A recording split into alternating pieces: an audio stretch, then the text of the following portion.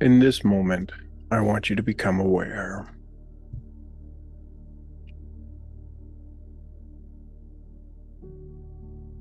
Simply become aware of your presence,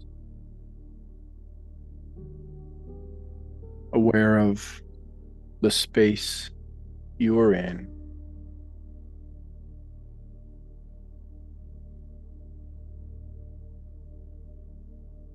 There's a place within you known as your sovereign, a space of wise, grounded inner leadership. Sometimes shame clouds the space. Today, we practice remembering and trusting the sovereign again. Some of you have been through the 4 archetypes training, and you're aware of your sovereign. You've named your sovereign. You know where your sovereign lives. I want you to bring it into full effect. I want you to bring the sound of your sovereign in, the movement your sovereign makes.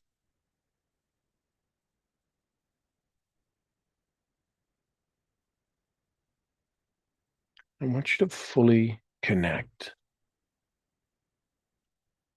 Say the name of your sovereign.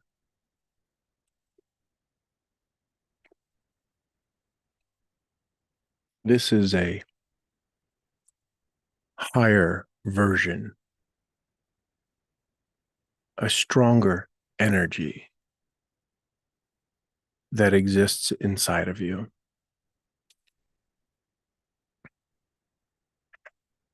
And understanding this connection you now have created and reactivated or upgraded with your sovereign, I want you to notice, witness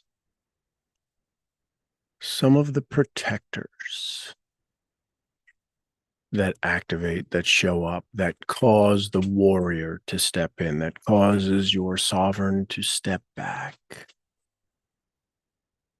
Imagine there is a space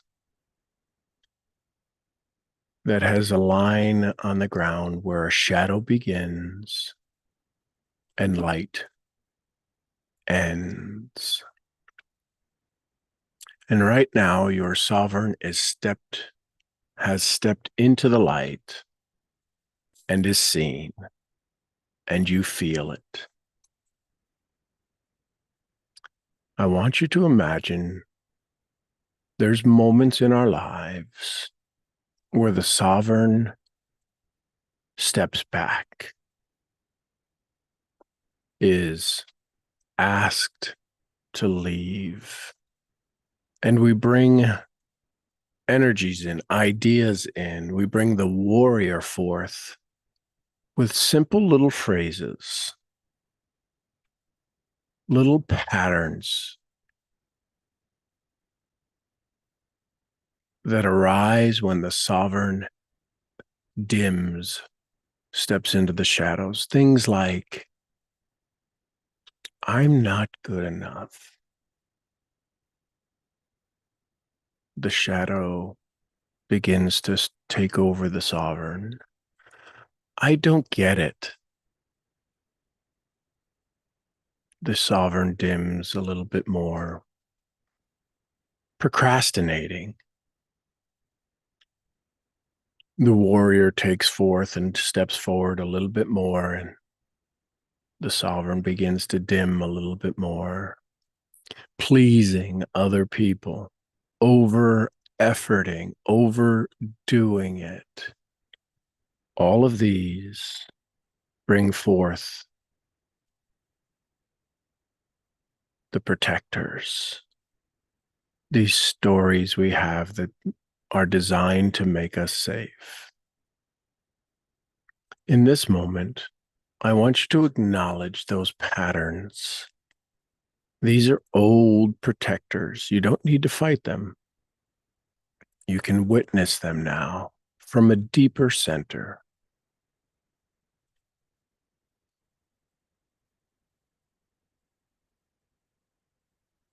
I want you to call forth your sovereign again. Bring your sovereign back, even with the awareness of these protectors of procrastination. I don't know. I'm not good enough. Over efforting. Even with these ideas present in your nervous system, I want you to visualize. Imagine that space, that place inside of you where your sovereign lives. I want you to feel the energy.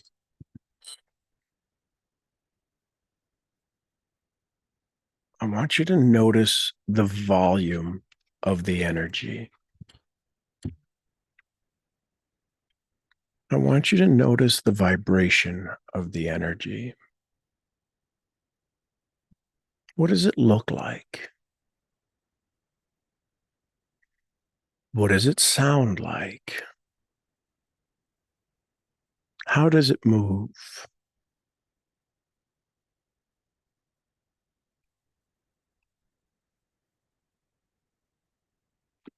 How does this energy move? How did it move into this spot?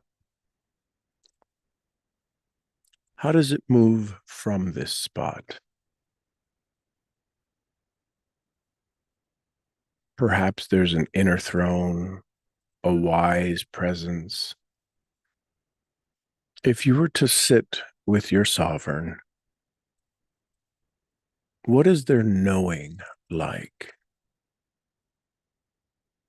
How deep is their knowing?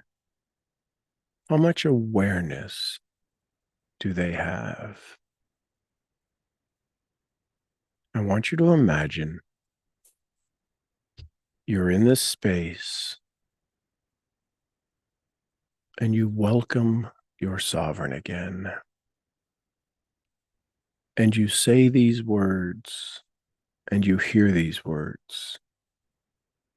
I trust you. Say that to your sovereign, to this energy, to this knowing, to this most clear and caring version of you. Say, you are welcome here. I trust you. Now let your sovereign say the same back to you. You are welcome here, and I trust you.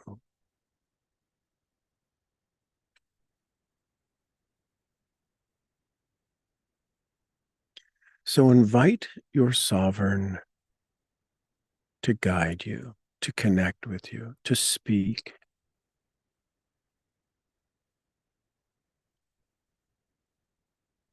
Imagine your sovereign saying, what do you wish me to remember today?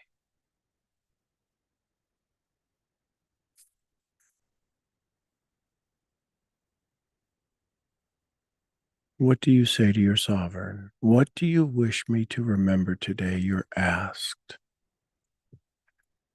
to remember that you are focused, to remember you're a good soul, to remember you're a good mom, to remember you're a valuable human being.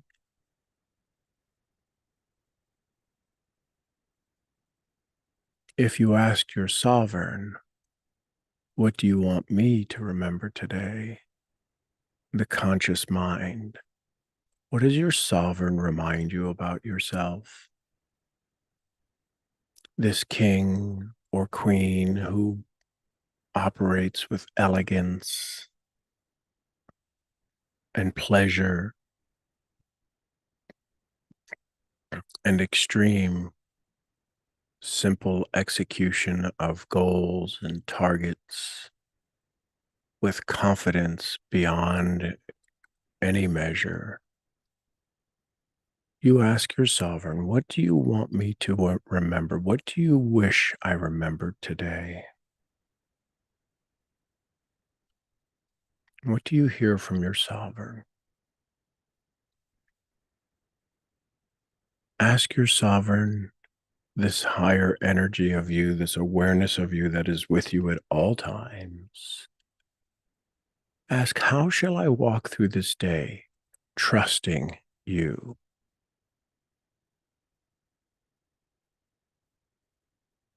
No forcing, simply listening, simply connecting to this part of you that always existed, is always there. This is about building trust, building your trust muscle with inner understanding within this aspect of you and your sovereign. How shall I walk through this day trusting you? What do you feel in your body when you hear the response?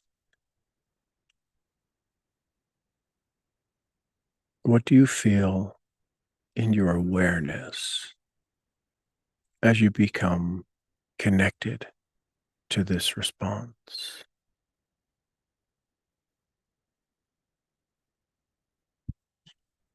What do you hear in your mind as you begin to vibrate in this new connection of trusting yourself? Your sovereign is you.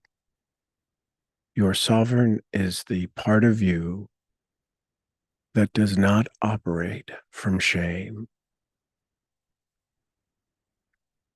It's why our sovereign dims. When you call forth your sovereign, shame takes a back seat. Shame slips into the shadows. And you stand in the light.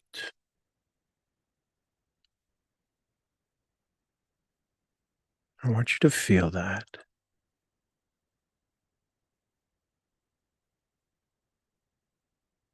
You're standing there, you're sitting there having this conversation with your sovereign.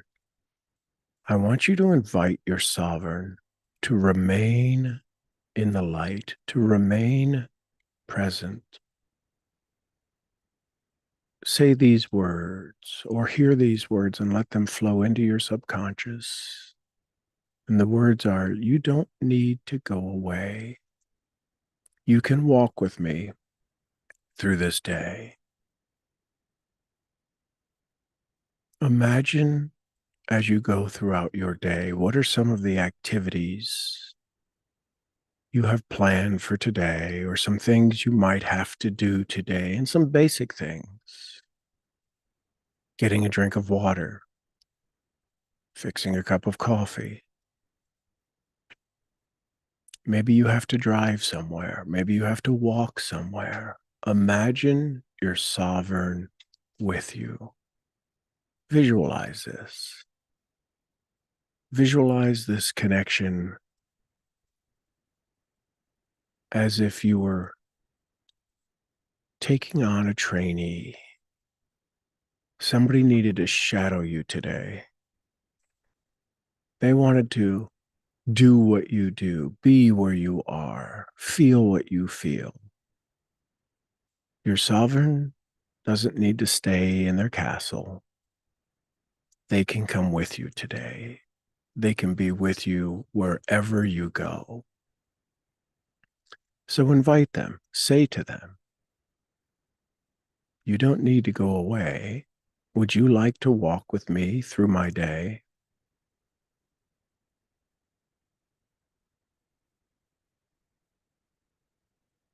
Do you hear the resounding yes, the excitement as they get to guide you from moment to moment and not just be the resource when things are chaotic? Let them experience the joys of your day. Let them be there too. guide you as the universal knowledge of your awareness.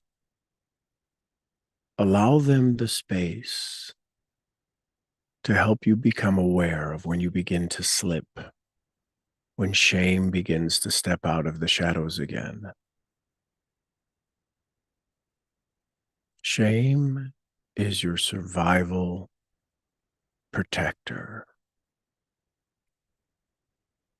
As you walk with your sovereign, this awareness of your highest and best version of you, you are not in survival mode. You are in thrive mode. You are in creation mode. You are in success mode. You are in safer than safe mode.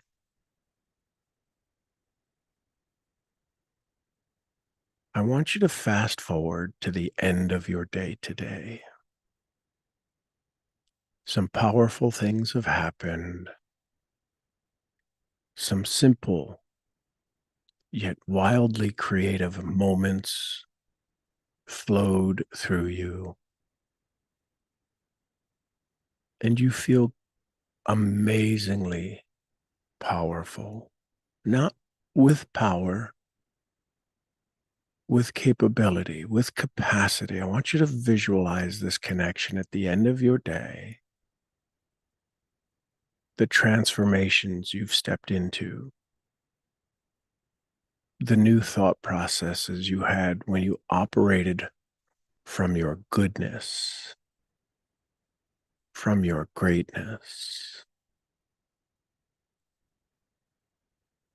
What does your sovereign say to you about this most powerful red letter kind of day that is one where transformation took place, where you operated more from your sovereign in the light, connected, confident, creative, of the most incredible service to those around you, and you are being rewarded, repaid with value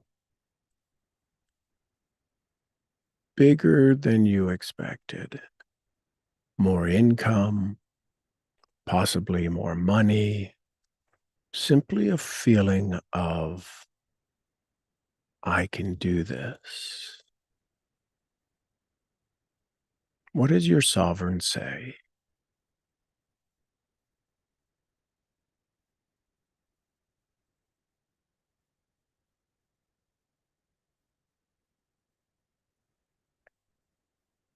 What do you say to your sovereign?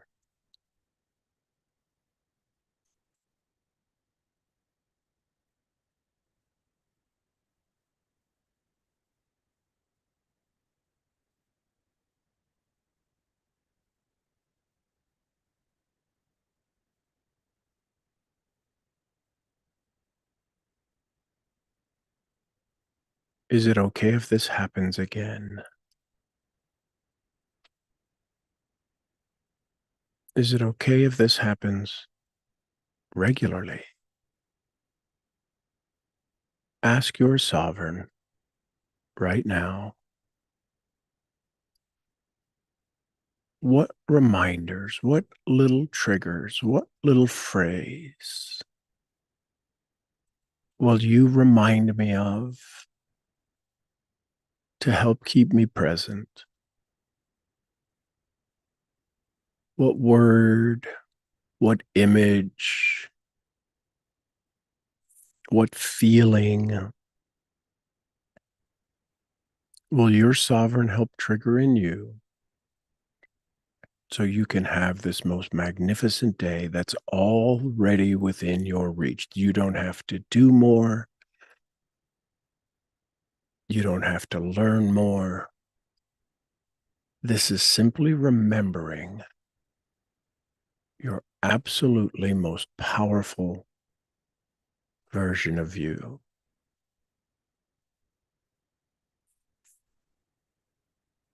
So now thank your sovereign. They're not going anywhere. And I want you to come back into the space, into the awareness, the you who's the creator, the you who stands in confidence and stands in joy and stands in your authentic space. And allow me a moment to share with you what happened in your neurobiological connection in your body, what you simply activated, what you deactivated. So in just a moment, I'm going to invite you back into your conscious space, getting better and better every way and every day, feeling lighter, more connected, more awake, more sovereign than ever before. And as you slowly open your eyes, I want you to look for things that are red in your world, activating your prefrontal cortex, knowing that you're safe, knowing that you consciously activated your sovereign, and it is perfectly acceptable to move through your day in this state, in this awakened connection called you. Good morning, misfits. Take a big breath, maybe take a stretch, drink some water. Let me share with you what we just experienced. So, again, shame has been with us before we knew our name. Shame has been with us before we could write, before we could speak, before we could begin to build this character called us. So at a neural level, we dealt with the amygdala, right? We dealt with the DMN, the default mode network, and we dealt with the sympathetic nervous system. One of the things why personal development doesn't seem to help people develop is the simple fact that it works primarily in the brain. We want to get better, so we say scripts that force programming into our mind. We do activities, right? We move our body, we exercise to move our mind.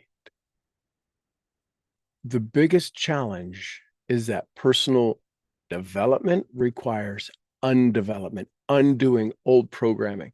If your computer has ever gotten a virus, has ever gotten a bug, you didn't simply stack more content on top of it, more programming on top of it. It probably crashed. Some of us, I know myself included, at times in our life, we are operating from a crashed system. And if we don't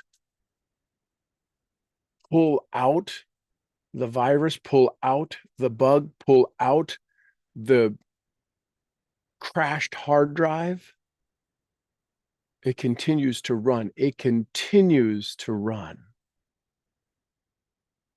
So these are things like your sympathetic nervous system, the flight, fight, or freeze.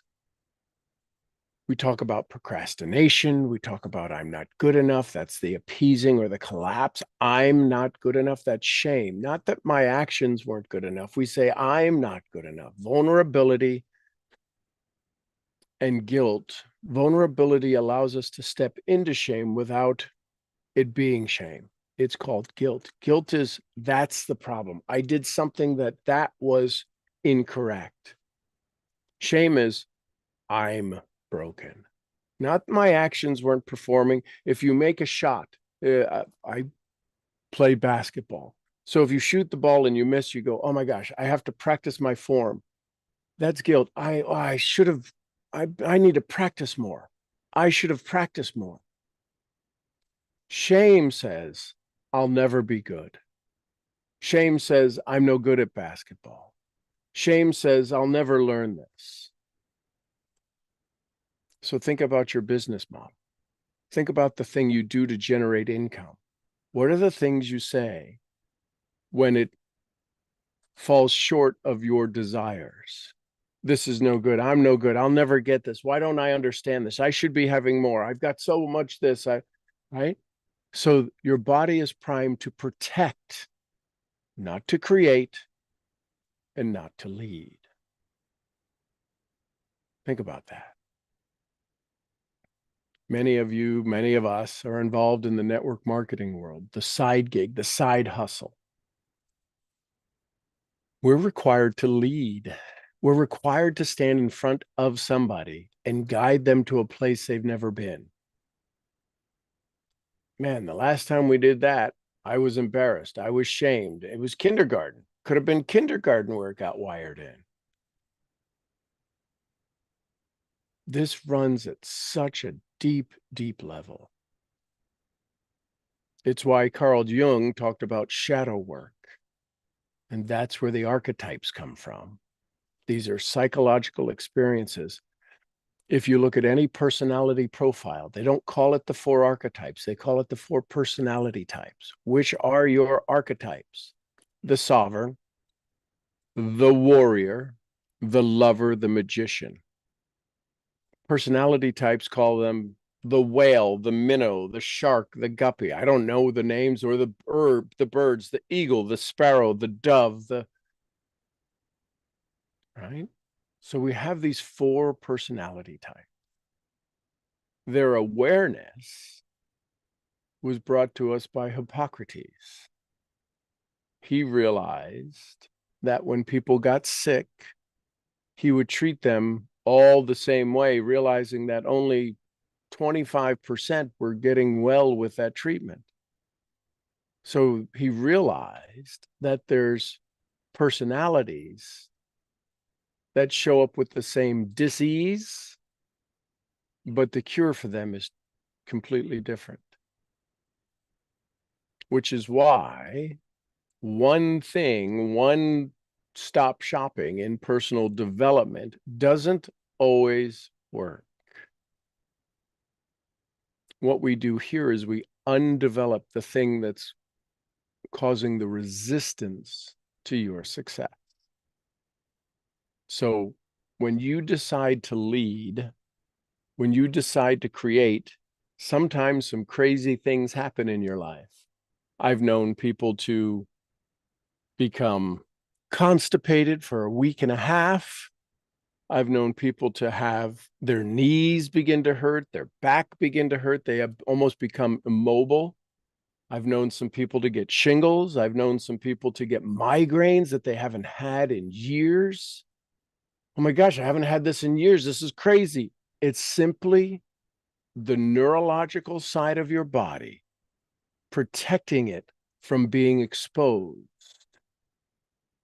And when you invite your sovereign, your king or your queen, and both, if you're typically females have their sovereign queen and males have their sovereign king, you also have the alternate version, the feminine and the masculine vibration. So when we started this meditation this morning, we started with grounding, breathing. Breathing is one of the most conscious things you can do.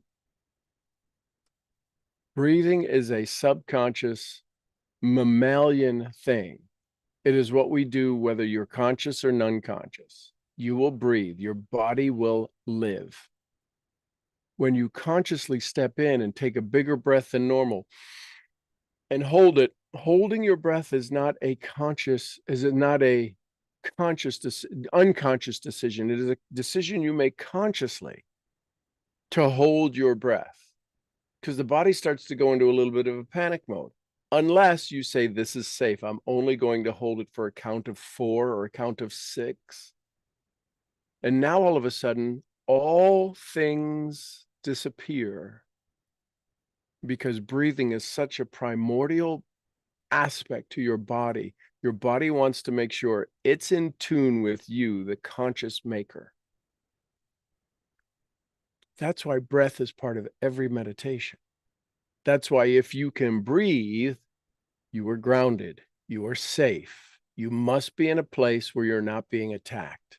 And the attacks don't have to happen outside, they happen inside.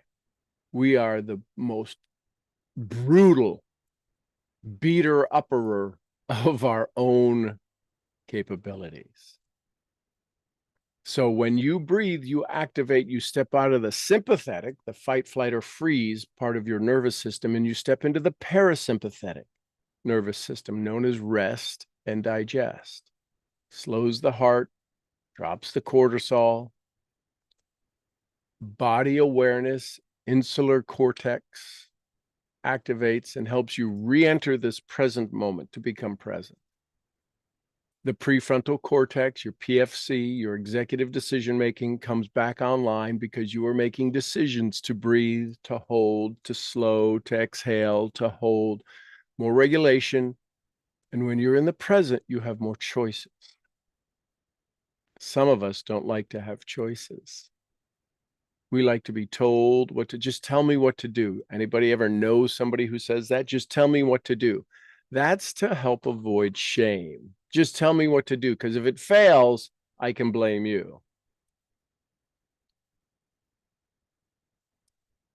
The outcome when we step into this breathing and this grounding is that we move out of threat mode. We move into safety mode. The challenge is when you're in threat mode, you only have one choice, and that's to survive. When you move into safety, you wind up in choices. Some of us have not been in our safety place. We talk about this place called comfort zone. Your comfort zone is living in your threat mode. Your comfort zone is living in your I'm not good enough mode. I have to defend my honor. I have to defend my space. I am in constant exhaustion because I have to be in the battle mode. It's exhausting being prepared to fight, having the adrenaline and the cortisol. When you simply relax, it might be such an uncomfortable space. If truly you were living in your comfort zone, wouldn't you have all that you want? Wasn't your comfort zone that you truly want a zone of much more peace, much more pleasure, much more joy? If you begin to rename this comfort zone that everybody is told that I'm living, I got to get out of my comfort zone. No, you are in a pain zone you've become comfortable with.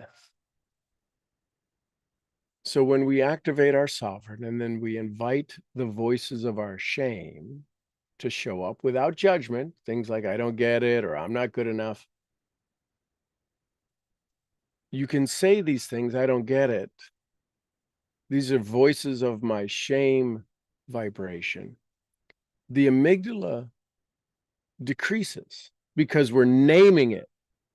When you name things, they instantly shrink in size.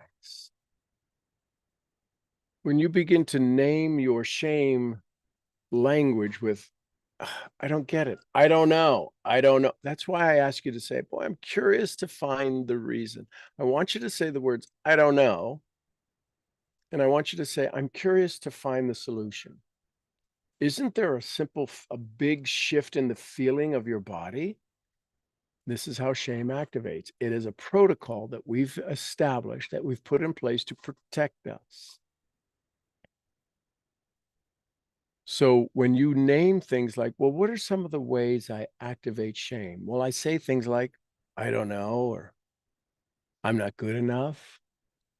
Simply by naming them and not feeling them, we allowed our body to connect and stay connected to our sovereign. We start to increase these voices with compassion, which in the brain is the medial prefrontal cortex. There's the prefrontal cortex, there's the medial prefrontal cortex. And this starts to process these voices. I don't know. I'm not good enough. Imagine hearing those voices with some compassion. Imagine saying them with compassion rather than the abrupt vibration of, I don't know. Imagine if you said, you heard somebody say, I don't know. You know those moments where you're at your wit's end and somebody was there to help you and they said, let's go. I don't know. I just don't know. You literally are saying it with a pleading in your voice, not a commanding, not a demanding, not a programming, with a pleading, with a compassion. Imagine if you said those words to yourself with compassion. Don't recommend you run the program, but what does it feel like when you say, I don't know? I don't know, with compassion, with love. This is what Wallace D. Wattles meant when he said, it's not about doing certain things, it's about doing things in a certain way.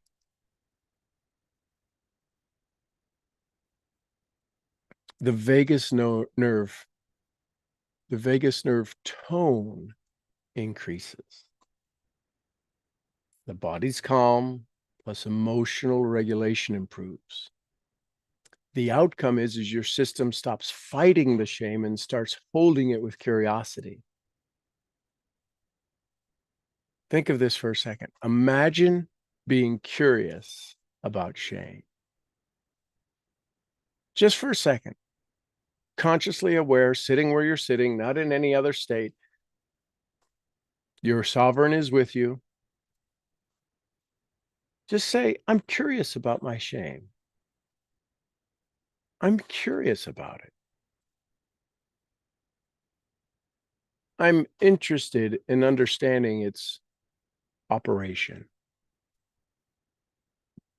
Maybe for the first time, you're having a dialogue about shame that you've never had before. So this is all happening while this meditation is going on. And when you invite the sovereign to step forward, the visualization, this feeling sense of it, we're activating the ventral medial prefrontal. This is all happening in the prefrontal cortex. This is the center of self-leadership, trust, and inner authority. Now, this is science, right? I don't know about the ventral medial. I don't know what it looks like. I know it's a part of the brain. Science has proven that this is the center of leadership, trust, and inner authority. The ventromedial, right? One word, ventromedial prefrontal cortex. All of this is happening in your decision making. Do you realize, maybe you've heard me say this before, research has shown that when your phone rings and it's a bill collector and you get nervous, you've activated a complete system in your body neurobiologically. You've activated, the amygdala is activated, the limbic system is activated. And when your limbic system activates the amygdala, the fight or flight, that little almond-sized device inside of your brain that is the warning Will Robinson guardian, that is constantly looking for a reason to send out the troops, activate the alarms, take us to threat level 4, simply because the phone rang. We lose 25% of our cognitive ability. This is how people get run over in stampedes, when people stampede, when crowds go a little cuckoo for Cocoa Puffs. They are not thinking. Their only desire is to survive. Period. When you get scared, what are some of the things that people say? Listen, if we get scared, tell me which way you're running so I don't run you over. Because you will do some crazy stuff when you lose your prefrontal cortex, your executive decision making. So when we invite the sovereign forward, we're shifting our neural networks away from the default mode, the self-criticizing, the self-sabotaging. Anybody ever say, man, I don't know why I keep self-sabotaging? This is shame. And when you activate the sovereign who's now sitting with you, who's now connected with you, You move toward your executive networks, the capacity to envision, to visualize, to choose, to lead. And the other thing that happens that you feel in your body is this coherence between your heart, gut, and your brain, otherwise known as your vagus nerve. And you start opening a dialogue of introspection, of possibility. You start to remember some evidence of how freaking cool you really are. You increase the alpha brain waves, which is a relaxed alert state. And you have this space, this new field, right? This is the farmer in me. You have this new garden of possibility of thoughts of where you can begin to plant new ideas and think about new things and step into new possibilities. So you begin to feel your sovereign is real, this embodied presence, this neurologically supported version of you. It's not just an idea. This is a neurological, biological shift in state. This makes sense? That all happened in that little 20-minute conversation. So I invite you to say these things to help rewire these associations. I can face life from here, not from shame. Think about that. Say that. I can face life from here, not from shame. Take a big breath, clear your vagus nerve. I can face life from here, not from shame. I can walk in a sovereign state. Say it. I can walk in a sovereign state. Do another little vagus clear. And it needs to, you need to hear that sound. That sound vibrates your vocal cords, vibrates inside of your lungs, and literally is a vibrational state that begins to relax that gut, heart, brain connection through the vagus nerve. Over time, this is going to create some new neural pathway. You're going to activate your sovereign, which means you're going to less activate your shame circuits. You're going to activate your leadership circuits. You're going to start making decisions maybe you haven't been aware of. You're totally capable of making them. And you're going to be able to return faster into your sovereign state when you get upset, after you've been activated your shame.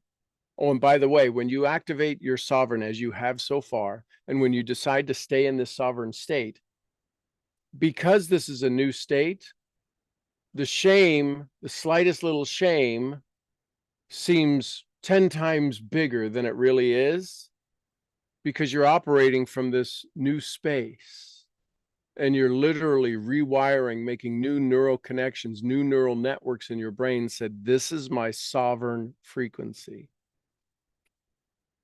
If today is the first day, or maybe it's the 10th day or the 50th day that you've activated your sovereign, not in a row, you're going to build up this really fast, doing it continuously. Maybe you've only done it for 50 hours. Maybe you've only activated your sovereign during meditations.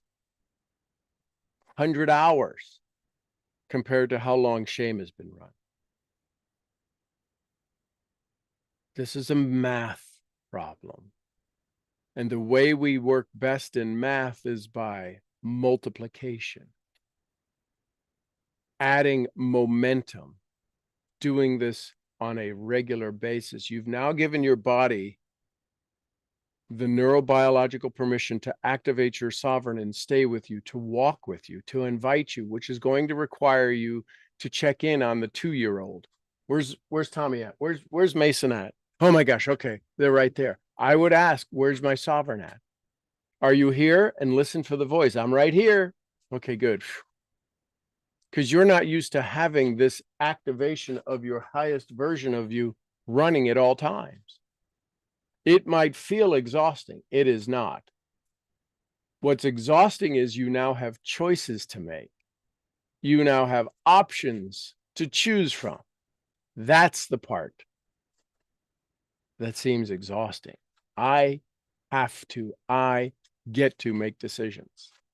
So your brain moved from survival mode, fear, shame, and self-criticism, into leadership, trust, vision, and grounded choice.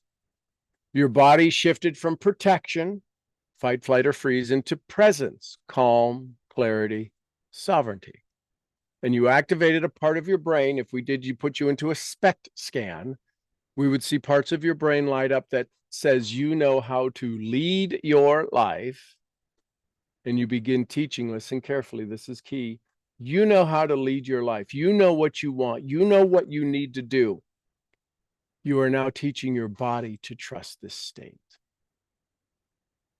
Not one of you have ever written down a goal that you didn't believe you could achieve. What we work on through meditation on a daily, oh my gosh, all we do is meditate. What we do is we work on meditation to train our body to believe our heart. That's what we're doing. That's what all meditation is. That's what all activation is. That's what all journaling is the ability to write, to trust your body, to know this state of highest and best calling for you, the soul that's here. Does that make sense? So, what's your takeaways? What'd you learn? What'd you like? What's your ahas? Good morning, Alana. What's your takeaways? Hey, here's a question. Yes, sir. I'm wondering if I'm not going to say I don't know. I'm going to say I'm curious to find out if this is connected to some stuff or not. I don't know about folks at home, but I've been dabbling into this idea of these repeating, so consecutive repeating numbers. Apparently, they call them angel numbers for whatever reason. Yep. And I used to see those numbers all the time. Sure. How was your life? Contact How or- was your life back then? This is where it gets interesting. Life was great, but more importantly, the decisions or habits I would indulge in every day were they were getting me to what I know I want, but I hesitate for whatever reason, and apparently that was shame. Oh. So, well, actually, let me show you this because this is great. When you told me about the coal supplement thing, right? Yep. Yep. I was able to find. Like, how do you? Okay. I was able to find all of these in Yep. Dubai, Yep. Outstanding. and then these ones as well. So the GABA, the HTP, the precise one magnesium Oh that you yeah. told me. Yep. This one, and then these are from Serbia. So I was able to find all of them. Yep. And then last night, I went to the office with Big Mitch, and they told me they're kind of dried out. You know, they don't have enough leads coming in and whatever. Yep. And they told me, we don't want you to waste your time in here. You can just come in when there's work to do. Yep. And I said, okay. Well, when are you expecting your lead flow to come in? And they said, well, a couple of weeks. And then I came home and I started journaling, and I said, well, I know that I should be focusing on I need to be focusing on my business. Mm-hmm. I was hesitant for a long time to do that. And guess what? Every time I would decide to do trading full time, I would start seeing these numbers. Oh. Specifically, I would see ones, twos, threes, and fours. Yep. And then last night I told him, well, okay, you can come back here if you want. And I said, well, listen, I'm doing this probably because it's comfortable, and I don't want to do that anymore because I know Right. that I want to be doing stuff with my business. Yep. And they said, well, okay, well, if you change your mind, you can come back whenever you want. I said, that's plan B, and I don't really want to fall back on that. I want to fall forward. All right. And last night I decided to focus on my business solely, and told them, listen, guys, if you need any help sometime, sure, but me going there full time every day, that's not going to happen anymore. I'm going to be focusing on my business. And then since this morning, I saw the numbers like 5 times already, and it's like 2 p.m. right now. And I said, okay, well, I asked the universe for a sign. It's given me plenty so far, so I guess I want to say thank you for helping me become betterer at being aware of these signs and being aware of how to spot them and what to do with them when they show up. And So here's a question. Do the numbers exist when you don't notice them? yeah, So why do you think we call them angel numbers? When do they become angel numbers? when I notice them. So what's the correlation? Angels are always there.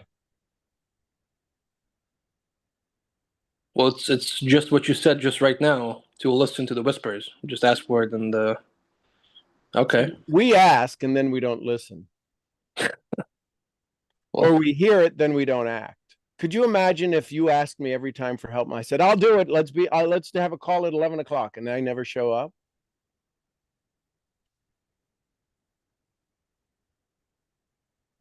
that would be interesting. Wouldn't that be fascinating? Yeah. Now imagine you're the angel and you show up at 1:11. You show up at 2:22. You show up at 3:33, 4:44, 5:55, 12:12, 11:11, 10:10. You show up every day,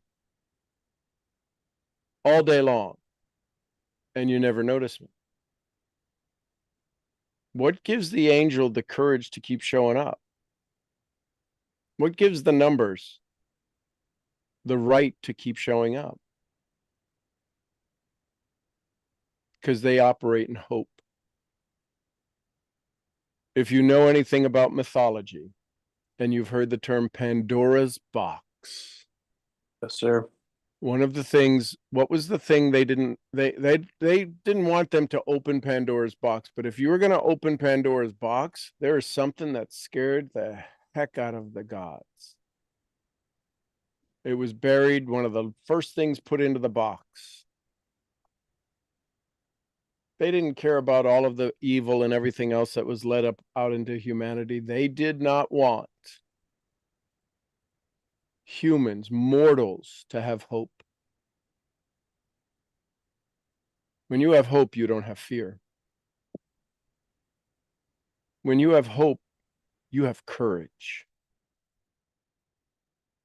The challenge is too many people hope for hope. They don't embody hope. When somebody connects to you, when somebody talks to you about trading, you are selling them hope. You are a hope dealer. When somebody asks you about your product, about your services, about your business, whether they're a consumer, a customer, or they want to join you in business and use your marketing knowledge, your business knowledge, if anybody wants to be around you, you are a hope dealer. Now, there's also the part of people who hang around you. You are either the cure or the disease.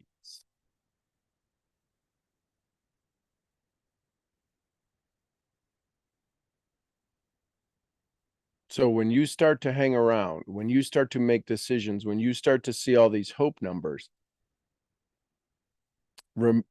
be aware you are entering into a pattern that your body is familiar with.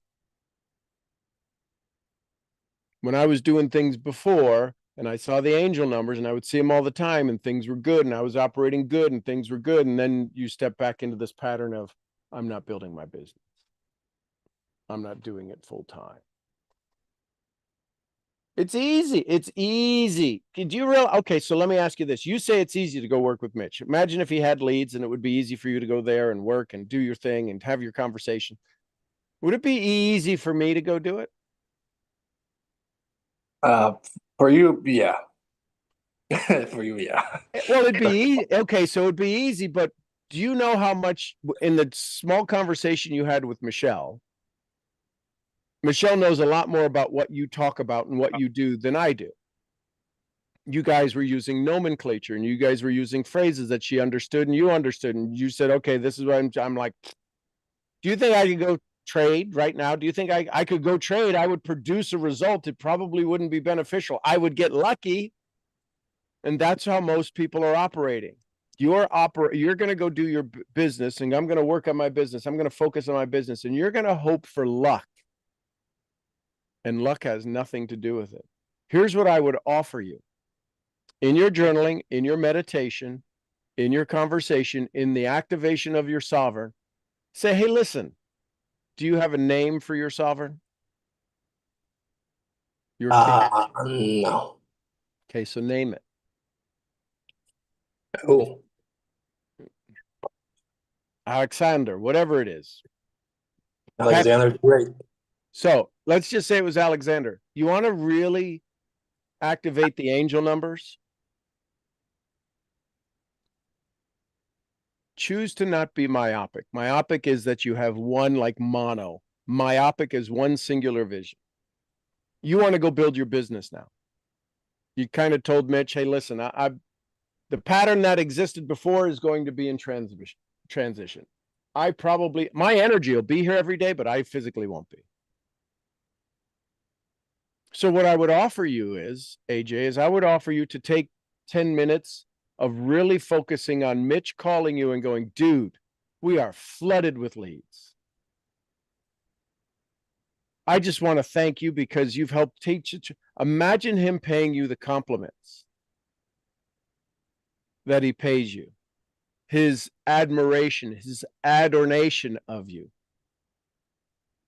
10 times bigger than it is. Thanks for helping me keep my business going. Thanks for being a part of what I do. Imagine his business flooded with leads. That's part of your world. See, we make transition. This is for everybody. We make transition when stuff hits the fan. We make it out of desperation, not decision.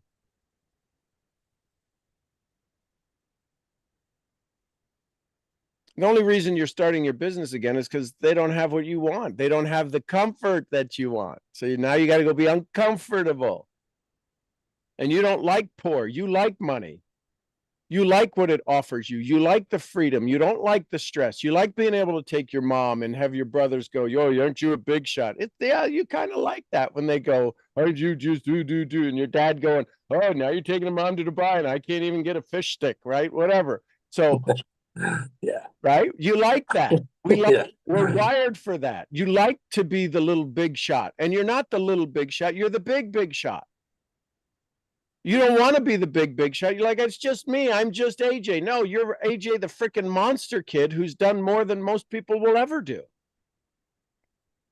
You're the guy who buys beers at the restaurant, at the heart place and the love place, and he walks in and go, what the hell did I do for this? I don't know. Guys, I always put stuff on you, buddy. So yeah, it's good. I don't care. So put this on. Find the common enemy. The common enemy is that there's somebody out there right now waiting to make a decision.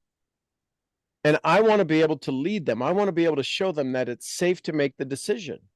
Sure, I come from a place of more abundant than they are right now, but you would make this decision. If you didn't have any money, you could go make money. That's the key, is that most people don't have freedom. They don't know how to make freedom. Doesn't matter whether it's in money, whether it's in relationships. See, well, what are you talking about? Freedom in relationship. You're not in freedom if you don't have the relationship you want because you keep fighting the freedom. You've been fighting not doing your business full time. You've been doing business full time. You're not going to do anything different, are you? You're not going to all of a sudden become a tap dancer. You're not going out to learn musicals, right? You're going out to do what you have a skill for. What's the difference? Tell me, what's the difference?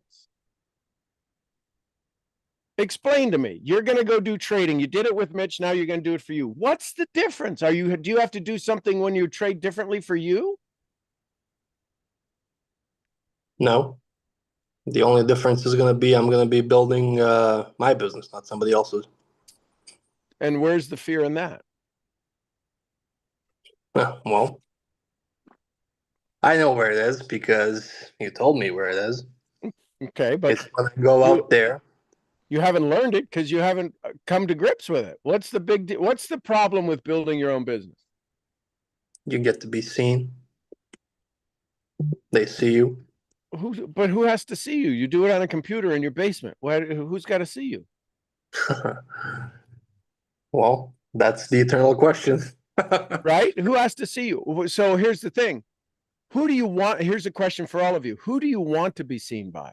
This is why I ask you the question, who's going to be jealous?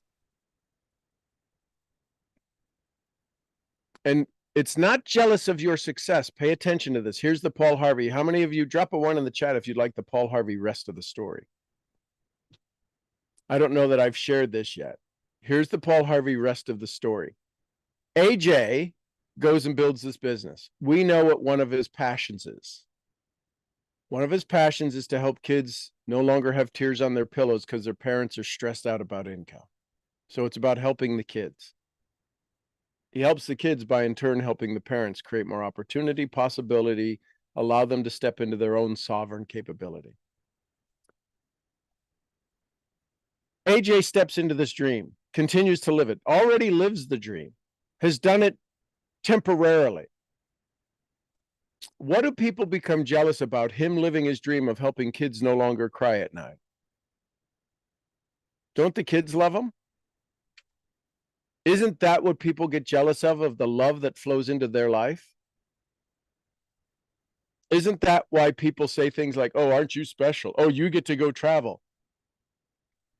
They say that because you are doing things that they wish they could do, and they're jealous of the love that you're getting, love for yourself, love for that people bring to you.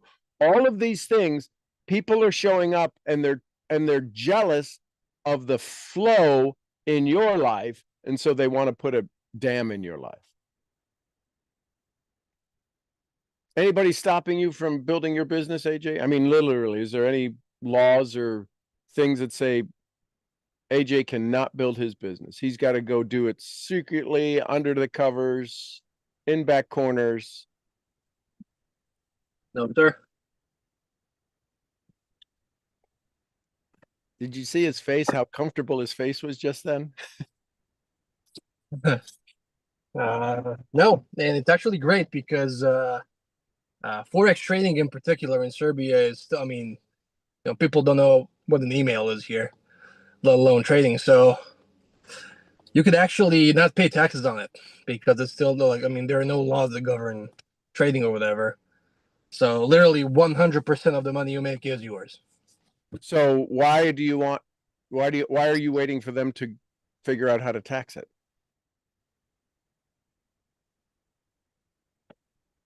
That's what you must be waiting for. You want the government to get its fair share, so you want to be whole and wholesome, and you don't want to give away your money. No. Oh, you don't? Then what are you waiting for? Then what are you waiting for? Probably waiting for this conversation. And so how much are taxes typically in Serbia on income, on wages or whatever? I think it's about 20%, I think. Okay, so you go make $100 today. What are you going to do with the $20 that would have went to the government? Is that going to be for your charity? Could be. Could be, could be, or will be. Make a decision. It will be. And listen, it could be, I'm going to give 10%. Doesn't have to be the 20%. Yet if you're going to go make it, why not have the government? Why aren't you going to have the government now pay for your charity? Technically, yeah. So why not? What are you waiting for? I was waiting to get started. So if you get started, where's the you're pretty good at this stuff. You have accounts, you have funding, you have all of the things that It would take years. Imagine if you had to start this. You were going to say, I'm going to go start my Forex trading business, my own, and run my own business right now, 5 years ago. Because you did say that, but it's taken you 5 years to get to this point. Can you now start with 5 years experience and save 5 years of trying to figure all this out? Yeah. Isn't this exciting? Oh, so this is the same thing as you were saying for the day one. Yes, it is Oh, technically day one, but it's like 200,000 hours of experience coming exactly. in. Yeah. So now this is why people call you lucky, because you start with all of your experience. And everybody starts with all their experience. The question is are you starting from your sovereign experience and your evidence file, or your shame experience? I tried this before and this isn't going to work. I wanted to do this before. This is like the 10th time I'm doing it. No, it's not. It's the first time you're doing it. You're bringing the 10 failures along, so you already got it chalked up for number 11. What are you doing? That's how much shame operates as a program, as an OS system.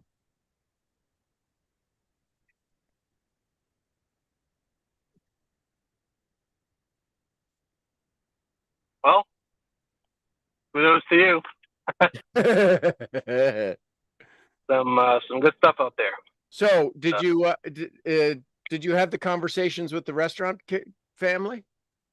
no, I'm probably gonna do that on Sunday. Okay.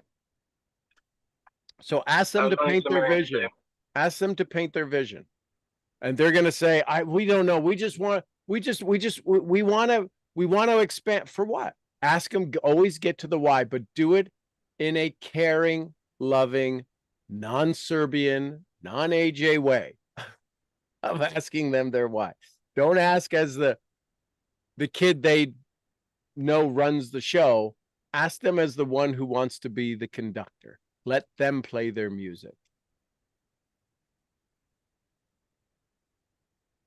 I'm gonna probably start that day off with a meditation to imagine walking through the world as you, and then having that conversation with them as you. I mean, as you would do, probably.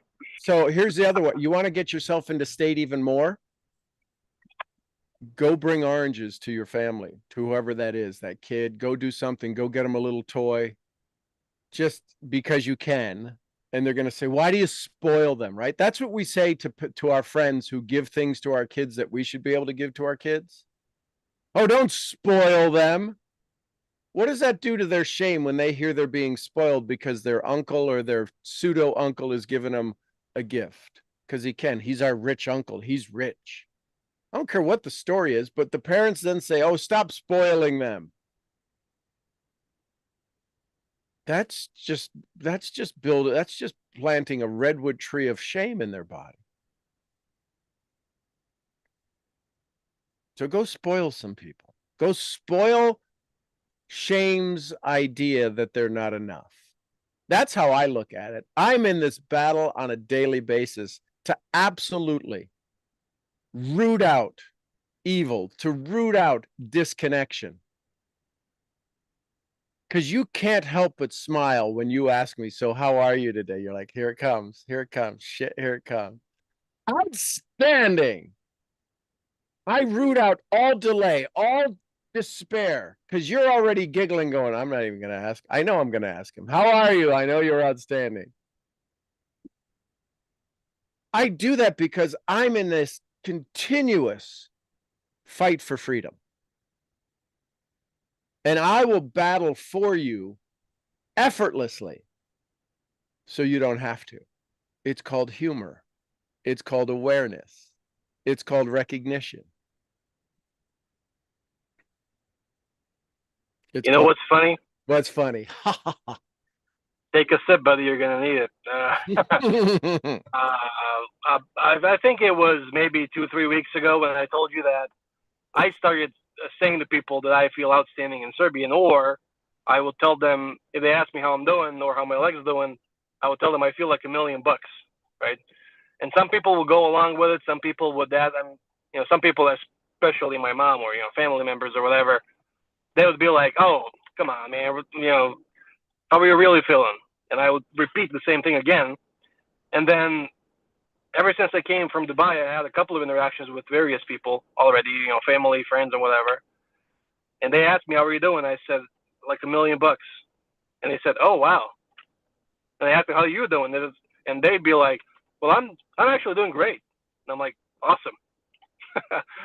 So it's, I guess, the intention and repetition. So That's great. one of the things to add to that, when somebody responds in a harmonic response, get them to feel, because most people don't feel. So when you say, they ask you, so how are you? Like $1 million. How are you? You know what? I feel pretty good. Doesn't it feel good? Feel good to feel like this? Elevate the vibration, because you are influencing your world, and you want your world to have a vibration of feeling good much longer, much more often than it was before. And you can influence that. So when somebody says, you know what, I'm feeling pretty good. It feels good, doesn't it? Yes. Wasn't hard, was it? You want them to realize that this is a state they can choose to be in more often than not. The fact that you show up brings them into that state. This is a responsibility we have. You are either the cure or the cause. And I choose to be cure. Oh, sometimes I'm the cause. Listen, I am not Gandhi. I am working on it, baby. My dad said, if you're right 51% of the time, you will always win. So I'm probably a little better than average, a little better than 50% of the time. 60, 70% of the time.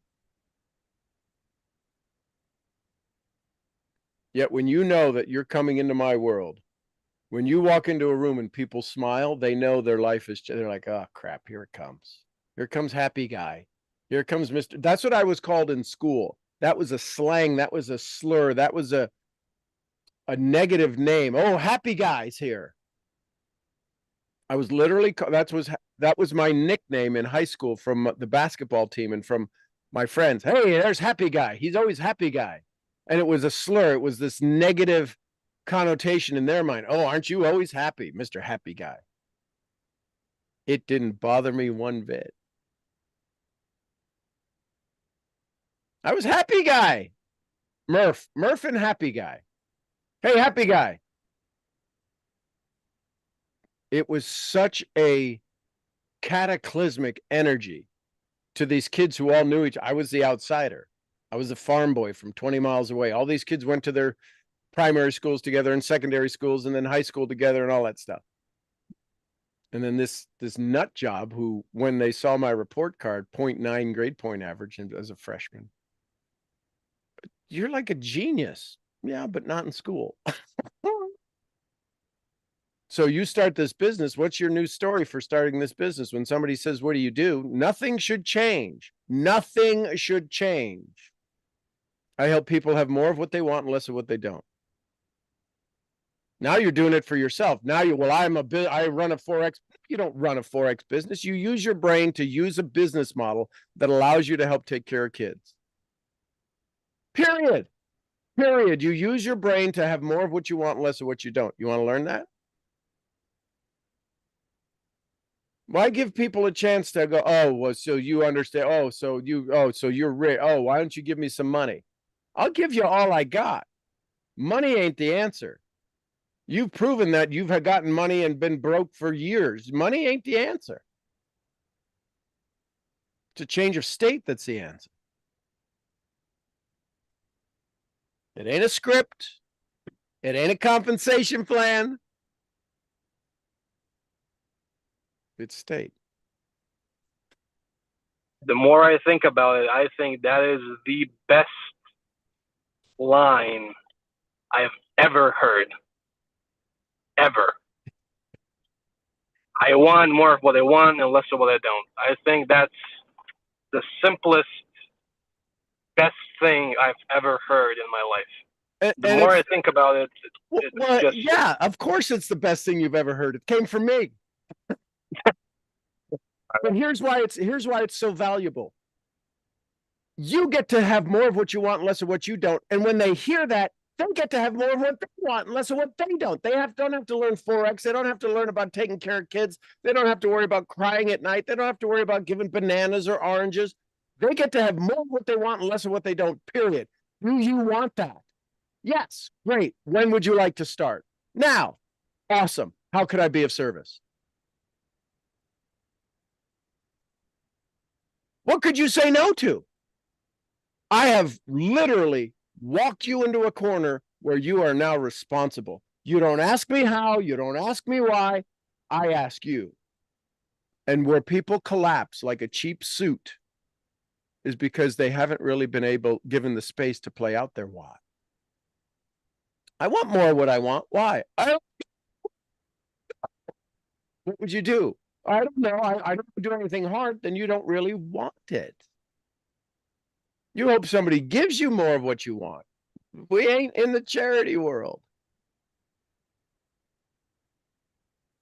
I'm not the Red Cross. If you want more of what you want and less of what you don't, then make the damn decision. And then when you decide, it's the scariest thing ever, because now what you want is real.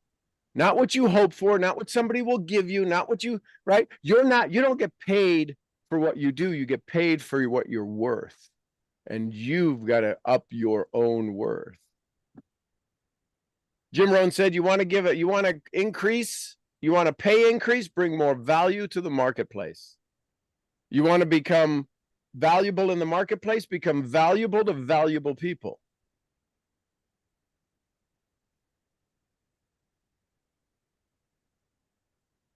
Bob Kane is valuable to people who have horses, not to people who have cats. He doesn't run a cat barn. He runs a horse barn. He runs an equestrian center, not a feline center. People who want to board their cats with him, don't call him. He is not valuable to people who own cats. Why are we trying to be valuable to everybody we meet? You've got to find your niche, find your market. When you do that, shame steps aside, because shame is keeping you from stepping into your value. Shame is keeping you from stepping into your greatest version of you. And it's wired in. You learned this before you could speak. It's why we do these conversations. Bonus. It's why it's such a threatening conversation to set down your shame. It's like, but that's who I've been my entire life. I've been a people pleaser. I don't know how to be a people receiver. Give to receive from people. Are you ready for the love? Now, are these words and phrases that we've heard for thousands of hours all starting to kick in now? Are you ready for the love? When you step into your highest and best version of you, people are going to love the smajibbies out of you. And that's a real word too. You can look it up. Smajibbies. Smigibibie. Well, you made me pause my cutting, my friend. Oh, no, I hope your bride doesn't yell at me. What are you doing now? Well, take a look at this. Okay. Oh, wow. You know, trying to save this tree and cut the stuff that's not doing well out of it. So, but this conversation caused me to pause. A few weeks ago, we were in Salt Lake for a global event. Yep. And it was wonderful on many levels. And I awakened on many levels. And some thoughts came to me. And after I returned, I shared them with a friend of mine. And I was going to say when I go through with this,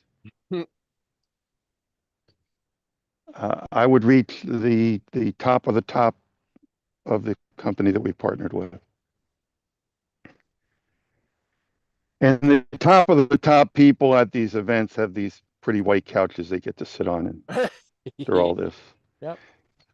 And at these events, but it's kind of crazy because I've often thought that when I get to sit on the couches, I'm going to go back up and sit in the far nether reaches anyway, just to sit with the people who are coming along. But anyway, that's a whole nother story. Yeah. And she said, "Did you get a picture on the white couch?" Because they had a white couch in the event thing. You could take a picture, future Yeah. presidential, yada. And I said no, because when I left the event, my goal was here. But if I do what I just said I would do, I would be way up here. And I was like, no, I didn't even think about reaching that level, which is a seven-figure a year Mm-hmm. income. Mm-hmm. Um, and I'm sitting here, and I must admit I've missed much of these last few weeks on shame, Mm-hmm. partly because of schedule, partly because it Sure. probably hits home very hard. Um, We're the generation it would. yeah, Absolutely. Today they slough it off. The millennials as well. No, I don't really care about anybody, which is the absolute crux of shame. But that's a whole nother story. right. But today really hit home, and I thank you for that, because I I've been different. I've been I've been believing more. I've been every day I read a passage from the Bible where Jesus speaks of, if you ask to throw this mountain into the sea and believe in your heart, it will be done for you. Every day I read that passage. Something about a And mustard seed too, huh? yeah, right. And it all comes down to belief and faith.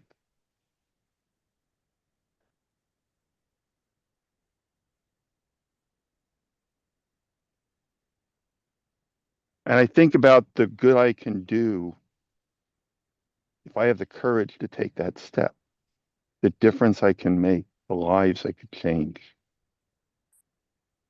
But So it's a, if AJ was here and talking to you, he'd say, "So what are you waiting for?" right, exactly. God, you asked God for courage. Did he give you courage, or did he give you places to activate your Places courage? activate the courage. Yeah, So here's a question for you. yeah, Imagine this, right? In your humble rancher, super grandpa mindset. Yeah, you want to go back and sit with the folks on the white couches, right?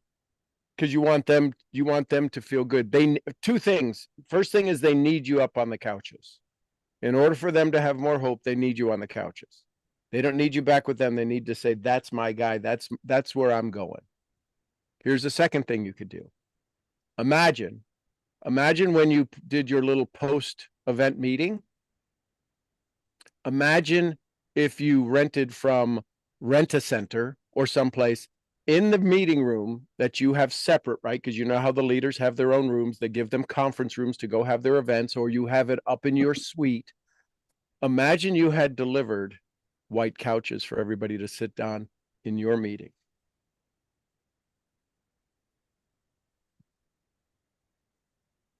How's that feel? They don't need to be out there. You know that the company may not see them, but your leadership and your commitment to them is that you already see them as the presidentials, and they're only allowed to sit on white couches when they're at your event.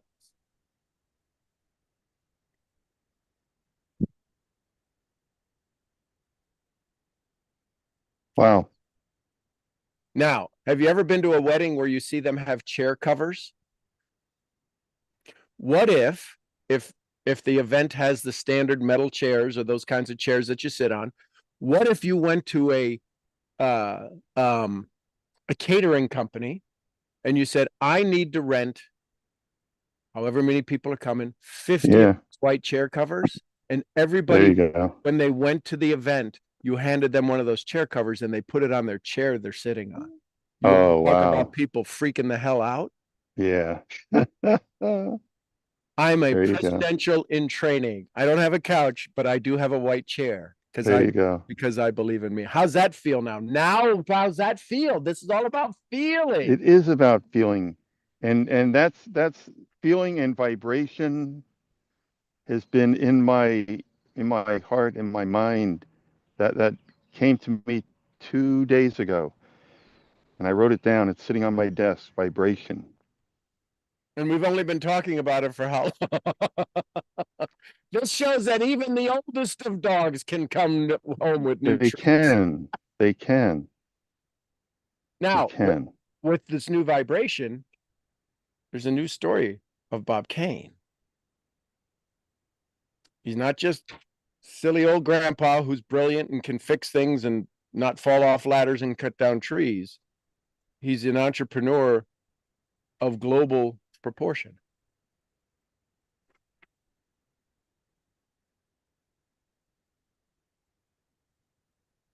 Got to start telling the new story so people know how to describe you, know how to speak of you. God, he's just this amazing soul who does so much for so many people. I don't know how he does it. They don't have to And know it, how. They need to know why you do it. and is that how we get rid of the shame? Yes. You have to start with the story. In order for people to stop looking at you in shame, you have to step out of shame, which gives them hope. That's all. You sitting on the couch is you stepping out of shame.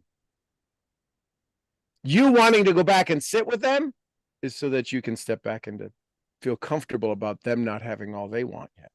You have to lead. Leaders don't care. You can lead from the back. It's a lot. There has to be clear direction. And as you're stumbling and fumbling through this new story of your own, you're going to have to be out there walking forward. You are on the hero's journey. You're inviting people to take their hero's journey. Nobody can follow you on this journey. Nobody can start to take their journey till you come back with the elixir. This is the challenge of the hero's journey. We've got to go through the 13 stages of awareness and capability and capacity and falling and fumbling and night at sea and belly in the whale and transported from some place in complete darkness to a whole new place. That's called awareness and creativity. And we step into this new place where there's nobody there. We have our mentor, and that's the only thing we have, and we've got to slug it out and fight it through. And then we're attacked again. We come back, we have the trophy, we have the elixir, we have the thing that's going to change everything. And we get another battle to see if it's really the thing we're meant to have. And too many people are coming back and teaching they have the elixir, and they never left the frickin' shore. Which is why people say, I don't know if they know what they're doing. It's just something about it. I'm not really convinced. And so then that triggers shame again, and we fail again, and we fall again, and we don't answer the call, right? The first thing is that you answer the call. The next thing, I answer the call. The next thing that happens on the hero's journey is refusal of the call. And you have answered this call 100,000 times in your life. You've answered the call as friend. You've answered the call as dad. You've answered the call as husband. You've answered the call as dad of 2 kids. You answered the call as grandpa of 1 kid. Answered the call as grandpa of 2 kids. You answered the call of network marketing. You've answered the call of being a horseman. You've answered the call of loading a trailer. You've answered the call 1,000 times. And yet when you ask this, you go to answer the call of you taking this thing and going to 7 figures, refusal shows up. Yeah. No longer. There's too many people waiting. There's too many people on their knees. I can make this really emotional for you and really just gut wrenching. You've been there. Yeah. It's time. It's time. What does it take? Decision. Constant, continuous movement forward. You don't have to go from 0 to hero in a day. You can go from 0 to hero today. Be aware of your state. Be aware of your frequency. Thank the tree as you're cutting it down. You're probably saying prayers. Imagine as you cut away the things that aren't working, this is you cutting away the things that aren't working on you. That's the Bob tree right there. We want it to grow. I want it to grow. I'm going to prune away the things that don't work. And one of the things you're going to prune away is an old story. Some of those branches, I saw a couple of those branches, they're 4 or 5 inches in diameter. They're old stories that are on there. And now you've exposed them. You've exposed them. Oh, an arborist would say, well, you need to paint some stuff on there so the bugs don't get in there. Probably not going to be any bugs. You might not be painting anything on those open wounds. But how many open wounds did you create on that tree? Will the tree survive? A lot. Yeah. How many open wounds do you have that need to be scars? See, the tree knows you're probably taking care of it. I'd hug the tree. I'd say, hey, listen, is there another branch you need me to cut that I don't think needs cut? Is there something here going on? Love the tree. Talk to the tree. This is your tree. Imagine your tree here sending this tree healing energy there. This is all about the story we tell ourselves, the vibration we sit in. We have access to this continuously, effortlessly. We have access to this vibration. Nobody says you can't think good thoughts. True. It's a choice. It's a decision. It is a decision. And Sadhguru says, in this moment, choose joy or choose misery. And it is hard when we live in a miserable state to choose joy. Because that means that everything that is in the Bible, it says everything happens for your good. It Doesn't does. say only the good things happen. I'm not, Right. listen, you know me, I'm not the scholar. So I hear people say these phrases. I go, well, that's a good phrase. Everything happens for your good. And when everything happens for your good, the only response then is joy. You choose sadness. Joy is the only thing that exists. That tree is in abundance. The grass is in abundance. The air is in abundance. The light is in abundance. The rain is in abundance. Everything is at its best and highest frequency. We choose because society says, oh, don't be too full of yourself. I don't know who else I could be full of. Bonus. Everything is in abundance, and we come to this life with free will, and we listen to everybody else tell us we're not good enough. You were programmed you're not good enough by your parents. Stop being, we're not that way. We don't do that. Money doesn't grow on trees. Money doesn't grow on trees. And who do you think I am? Rockefeller? Could you imagine? Yeah. I forget who said it, but maybe it was Jim Rohn said, could you imagine talking to one of the Rockefeller kids? Do you think the dad said, who am I, Rockefeller? Well, hell yeah, you are. I don't think that worked. So this Love is it. a decision. So here's what I would offer you. Yeah. Find a catering company and ask them, or go on to Amazon and buy a white chair cover. Go buy one. Have it. It may be $50. Have it so that when you look at that saying, this is what I want my people to sit on. I'm to the next event. I don't care if it's 2 or 200. I am getting one of these for everybody to carry with them. Because if you're a Nikin, right? If you're a Nikonite, you carry your chair cover, your seat cover, and everybody has this little seat cover that they sit on and they carry with them because it's far infrared and vibration and it's comfy. It really makes the chairs comfortable. It helps with your lower back. Well, you're now going to have them fold up this little chair cover and take it with them. And it is a symbol. Could you imagine how many more people might show up at the event if they knew they were going to get a white chair cover when they sat White at the chair event? cover. Yeah. All of the That's people in my brilliant. well, thank you. This is Brilliant. what I do. This is what I do, baby. Yeah, I know. Imagine if you said, listen, one of the things I would invite you to is, as we get started, is to schedule coming to the event so that you can understand what presidential feels like. I do something very special for all of my attendees, for all of the people that come who are part of my organization, that allow you to stand out and to really live in your dreams, to have a vision that maybe hasn't been possible before. And then you get to tell them about the white couches. Now, I would check with marketing to make sure they don't change the couches next year to blue couches, because then you'd be like, ah, Yeah. crap. They've been there for the 10 years I've been around. I Okay, don't think good. that's going to So, change. well, good. So there you go. But I would go get a white chair cover so you can sit on it. Yeah. I love it. You feel the difference though? A white chair cover. That's not life changing.